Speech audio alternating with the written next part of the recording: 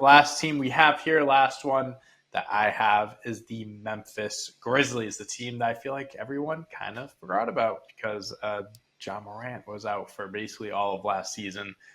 Missed the first 25 games due to a suspension, came back, and then got hurt, missed the rest of the season. So first one I have here is Ja Morant gets back to dominating the NBA. When he is healthy, he is one of the best point guards, one of the best guards in the league. Explosive, electric. He is a human highlight reel, must-see TV. That's the type of player he is. Give me more. Come through the turnstiles to come see. Superstar, megastar. He is. He's who people pay to see. He just needs to stay healthy and stay out of. Stop doing stupid shit. Stop doing stupid shit. And the Grizzlies were a team that could have made the finals back in 2022. They were that good, and they were also very young. So they have a lot of pieces there. Ja Morant being the center of all of it. If he gets back to being who he was and better, because he's only going to be getting better, sky's the limit for this team. Next one I have is their first-round pick, Zach Edey. Has a dominant rookie season.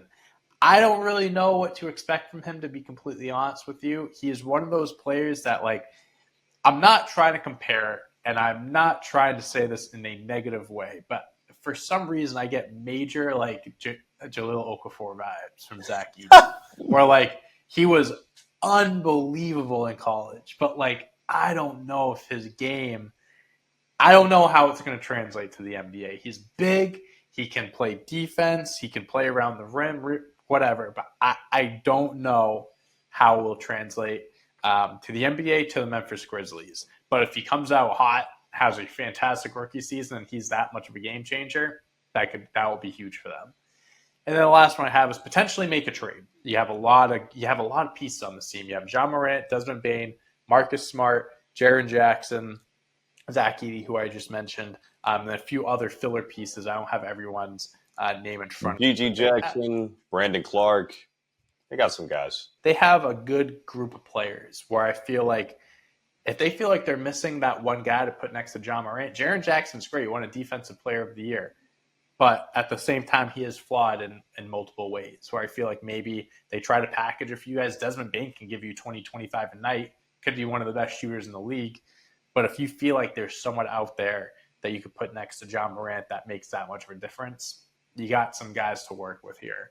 So I don't think that's something that they have to do, but I definitely don't think it's something that they should shy away from if they feel like they can make their roster better and they have to get rid of someone. Yeah, no, for sure. I think for the most part, I love all of these, especially the first one. Ja Morant, motorcycle. Oh, yeah. Someone's cruising. Ja Morant is definitely my favorite player in the league today.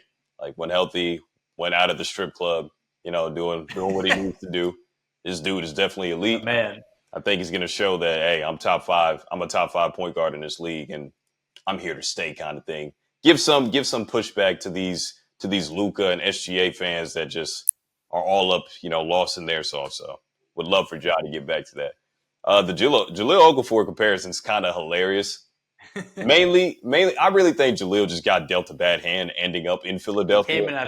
He went to Philadelphia, came in at the worst time, I feel like. It was the process kind of Sam Hinkie era. So I think Jahlil was a victim and they wasted his talent. Set up for failure. Yeah, nothing. Nerlens Noel, Joel Embiid, and Jahlil Okafor should not all have been on the same team. Yeah. That didn't make any sense. So I'm hoping that Zach Edey could kind of thrive in this situation. And hey, I talked about Bam Adebayo being able to slide down to the 4 earlier. I think having Jaren Jackson play a natural 4 position, play that free safety on defense, it'll make spread the floor too. It'll make the team look a lot better. So hopefully Zach does stand out. And lastly, I think you always got to keep your head on a swivel if you're one of these teams that could be on the cusp. We're not really sure what to expect out of these guys. Everybody's probably counting them out for the most part here. So I think making a deal if need be, don't be afraid to pull the trigger, don't be afraid to move on from a young piece that if you can get a better one in return or a hard-hitting veteran in return, I don't know what that looks like. I don't know who would be available, but keep your head on a swivel. You never know.